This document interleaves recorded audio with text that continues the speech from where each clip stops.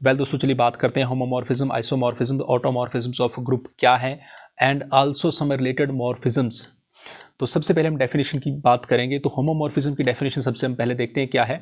तो होमोमॉर्फिज्म बच्चों एक मैपिंग है जो कि G1 से G2 ग्रुप तक जा रही है, और ये ग्रुप जो है ना वो किसी बाइनरी ऑपरेशंस के रिगार्डिंग बने हुए हैं। तो अगर वो डिस्ट्रीब्यूट हो जाए, यानी कि A स्टार B पे F लगाया तो वो F of A star F of B बन जाए, तो आप बोलोगे होमोमॉर्फिज्म है। तो इसको इस तरीके से समझते हैं कि आपके पास दो ग्रुप हैं, एक ग्रुप है G1 और एक ग्रुप है G2। Okay, G1 and G2 both are group. तो G1 के पास भी कुछ एलिमेंट्स होंगे, G2 के पास कुछ एलिमेंट होंगे, तो इन दोनों को एसोसिएट करती हुई कोई मैपिंग है जिसका नाम है F। तो यहाँ पे क्या है कि आपने इस किसी A और B दो एलिमेंट लिए और उन दोनों पे कंबाइंड आपने F लगा दिया, यानी कि वो ऑब्वियस सी बात है ना, स्टार बाइनरी ऑपरेशन से है तो यहाँ पे स्टार लगाना पड़ेगा। तो A स्टार B पे अगर आपने F लगाया तो वो आपका बन गया क्या, F of A star F of B, यानी कि वो अलग अलग डिस्ट्रीब्यूट हो रहा है F। तो इसलिए आप इसको बोल रहे हो कि होमोमॉर्फिज्म, यानी कि दोनों पे अलग अलग हो जाए। अब अगर ये group with respect to multiplication है तो क्या होगा, एफ ए डॉट बी पे ऊपर लगाओगे तो वो बन जाएगा F of A dot F of B, है ना। तो ग्रुप डिपेंड करेगा ग्रुप किसके ऊपर बना हुआ है। अगर वो वही ग्रुप आपका मल्टीप्लिकेशन बना है तो F of A dot F of B, और वही ग्रुप अगर आपका विद रिस्पेक्ट टू एडिशन है तो F of A plus B कैसे खुलेगा, F of A plus F of B. Okay, तो और इसको मैं विद रिस्पेक्ट टू एग्जांपल्स भी आपको एक्सप्लेन करूंगा आगे। तो ये थी होमोमॉर्फिज्म की डेफिनेशन। अब यही मॉर्फिज्म जो कि सिर्फ डिस्ट्रीब्यूट हो रही है, अब ये डिस्ट्रीब्यूट होने के साथ साथ कुछ और भी क्वालिटी रखे। मान लो मैं कहूं कि यही जो एफ आपका फंक्शन है ये डिस्ट्रीब्यूट तो हो रहा है, F of A star B is equal to F of A star F of B, but यही फंक्शन जो आपका एफ G1 टू G2 जा रहा है, ये इसके साथ साथ ना आपका होमो होने के साथ साथ 1 1 भी हो जाए, तो इसको क्या नाम देंगे हम। ये फंक्शन 1 1 1 आप सबको पता है कि क्या होता है 1 1। तो अगर ये फंक्शन 1 1 भी हो और होमो भी हो और G1 टू G2 जा रहा हो तो इसको बोलते हैं बच्चों मोनोमॉर्फिज्म। ठीक है, ये such kind of morphisms we have in a group. Okay, तो F G1 to G2 homo plus 1 1 that is a monomorphism.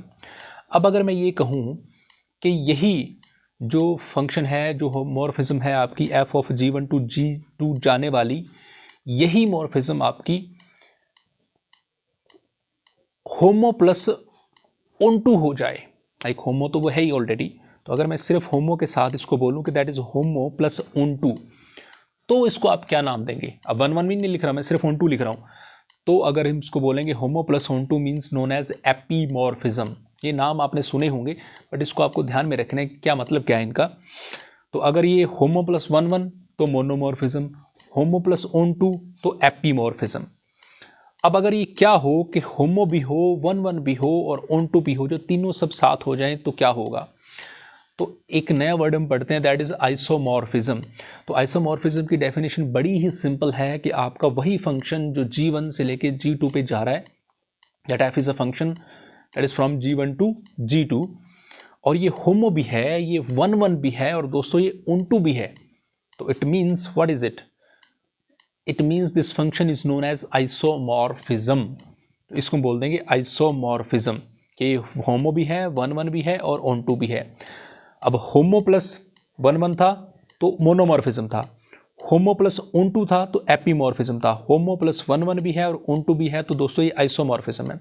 अब एक वर्ड टर्म पढ़ते हैं हम, ऑटोमॉर्फिज्म, जो कि अब्स्ट्रैक्ट अलजेब्रा में बहुत यूज होता है। तो ऑटोमॉर्फिज्म में क्या होगा कि आपका जो फंक्शन जो G1 से G2 जा रहा था ना दोस्तों, ये G से G ही जाएगा, यानी कि दोनों ग्रुप सेम होंगे। वहाँ G1 अलग ग्रुप है, G2 अलग ग्रुप है, यहाँ दोनों ग्रुप सेम है। कहानी वही है, होमो भी है, 1 1 भी है और ऑनटू भी है।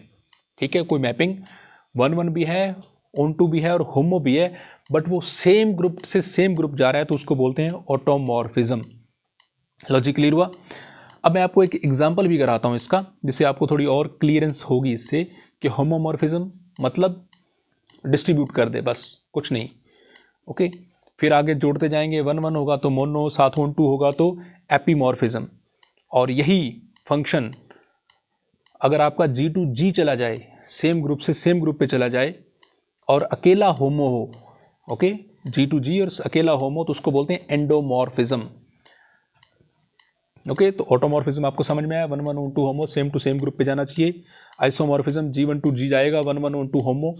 तो तीन बड़ी इंपॉर्टेंट हैं ये, मेन होमो, फिर आइसोमॉर्फिज्म और ऑटोमॉर्फिज्म। एक एग्जांपल और समझते हैं कि आपको किस तरीके के एग्जांपल मिल जाता है कई बार।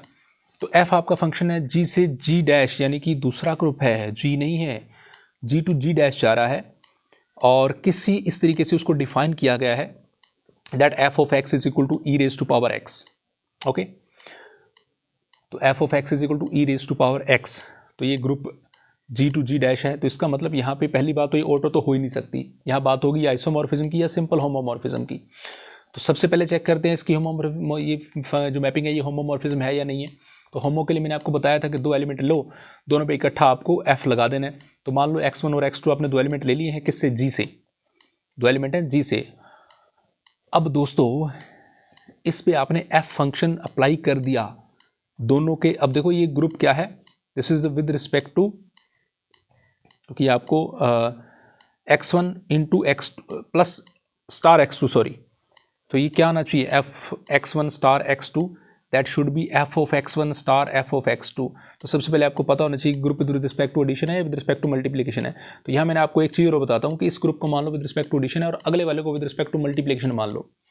ठीक है, थोड़ा कॉम्प्लिकेटेड लेके चलते हैं। तो पहला ग्रुप आपको विद रिस्पेक्ट टू एडिशन है तो यहाँ प्लस आएगा। अब अगला आने वाला group with respect to multiplication है, तो भाई क्या होगा, पहले तो इसको खोलो, ये E raise to power x1 plus x2 बन जाएगा, क्योंकि f of x E raise to power x है, तो f of x1 plus x2 E raise to power x1 plus x2 बन जाएगा। इसको देखो E raise to power x1 into E raise to power x2 बन गया। ई raise to power x1 का मतलब f of x1, E raise to power x2 का मतलब f ऑफ x2, होगी मल्टीप्लाई।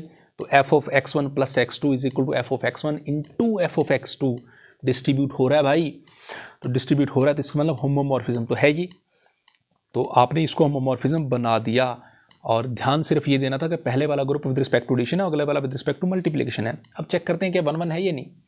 1 1 के लिए बड़ा सिंपल सा कंसेप्ट है बच्चों, आप दो फंक्शन इक्वल लेके चलो और आप एलिमेंट इक्वल दिखा दो तो मैपिंग 1 1 हो जाती है। तो हमने F of x1 is equal to F of x2 ले लिया, इसका बन जाएगा e raise to power x1, इसका बन जाएगा e raise to power x2, am I right.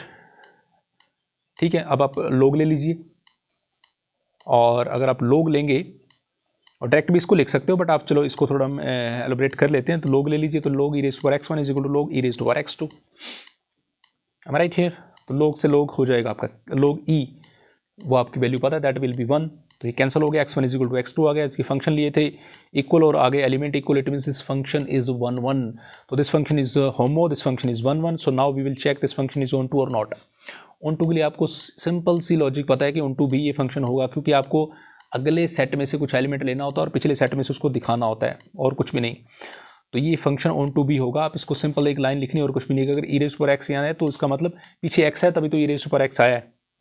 तो एफ बच्चों क्या है, होमो भी है, ऑन टू भी है, 1 1 है, तो इसका मतलब दूसरे से इस दूसरे सेट पे जा रही है, तो इसका मतलब ये एक आइसोमॉर्फिज्म है। ओके, तो ऐसे बहुत से क्वेश्चन हम आगे भी करने वाले हैं दोस्तों। आई होप सो कि जो मैं आपको यहाँ पे लेक्चर डिलीवर कर रहा हूँ आपके लिए बहुत यूज़फुल होते होंगे, बहुत आपको समझ में आते होंगे। तो I will try my best to give you a much better stuff. तो आप ज़रूर लाइक करें, शेयर करें माई वीडियोज़ को, सो दैट मैं और अच्छे से और अच्छी सी मेहनत करके आपको और अच्छे से स्टफ़ प्रोवाइड करवा पाऊँ। तो thank you so much guys for watching this, keep watch keep spot, thank you so much.